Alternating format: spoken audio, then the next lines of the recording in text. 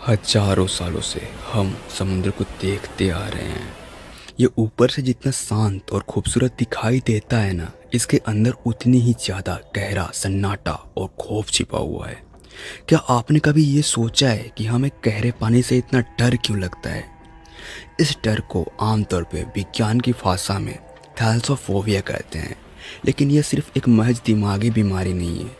यह हमारे पूर्वजों से मिला वो डर है जो हमें यह याद दिलाता है कि पानी के नीचे कुछ जरूर ऐसा है जो हमसे कहीं ज़्यादा ताकतवर है। अंधेरा, भारी दबाव और वो अनजाना एहसास कि कोई हमें नीचे से देख रहा है, ये सब हमें इशारा करते हैं कि हम इस पूरे नीले विस्तृत समुद्र में अकेला नहीं है। आज हम उसी रहस्य को परतों को खोलेंगे जिसे दुनिया लेविएथन के नाम से जानती है।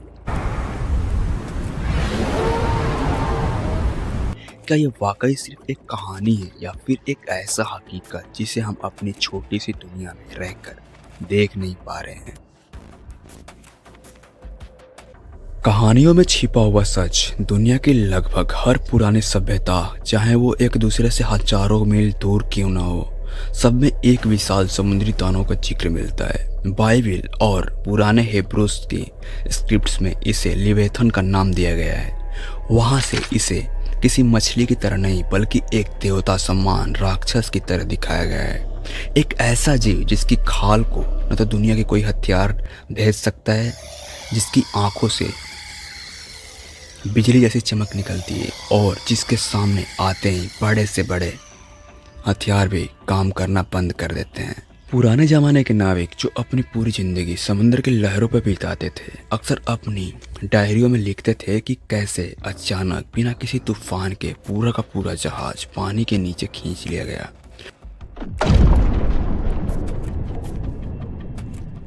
वे बताते थे कि पानी के नीचे से एक बहुत बड़ी परछाई उभरती जो मील भर लंबी होती थी। क्या ये लाखों नाविक एक साथ झूठ बोल रहे थे या फिर उन्हें वाकई उस मौत के करीब को देखा था जिसे हम आज एक मिथ के नाम से जानते हैं? हमारे पास स्पेस में जाने की टेक्नोलॉजी है, लेकिन हैरानी की बात तो ये है कि हमने कभी समुद्र का सिर्फ 5% तक हिस्सा ही कवर ठीक से नहीं किया है। बाकी का 95% हिस्सा आज भी एक काला राज बना हुआ है। साइंस कहता है कि जैसे जैसे हम नीचे जाते हैं, पानी का दबाव इतना बढ़ जाता है कि वहाँ किसी बड़े जीव का रहना नामुमकिन है। लेकिन फिर द प्लूप जैसी चीज़ें हमें सोचने पर मजबूर कर देती हैं।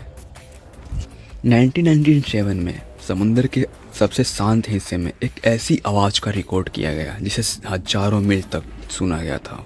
ये आवाज़ इतना तेज और भारी थी कि इसे किसी भी पनडुब्बी, ज्वालामुखी या फिर हवेल मछली से नहीं जोड़ा जा सकता।